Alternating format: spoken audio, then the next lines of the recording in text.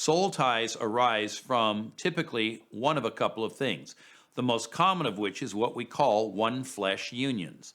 The scripture uses the language of one flesh when it talks about how a man is joined to his wife and they become one flesh. And when we say this, we mean literally that they have become one in body and also in soul and spirit. There's a sharing of emotions, there's a sharing of thought, and there's the joining of spirits, spirit to spirit. These things all happen in marriage. And it isn't just because it's a solemnized marriage, it's because of the joining of the two bodies together. Sex is something sacred.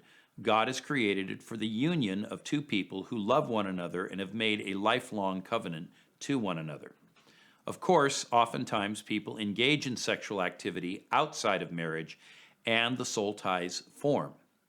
When this happens, they can develop not only a sexual bond, but sometimes an emotional or a spiritual dependence, which is unhealthy. In such cases, these people can find it very difficult to let go. If you think of something that could have happened to you when you were younger, or maybe you watched it happen with a friend, where that person is what we might call hooked or unable to move on. What's really happened is there's been that emotional bond, possibly a sexual bond, and in that, there's something that's restraining them. They are literally still tied. And so in such a case, this person may need to have a soul tie broken. Now let's be clear.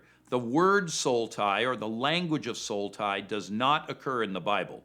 It's a title or a term that we've used kind of to hang on to the activity that we're describing.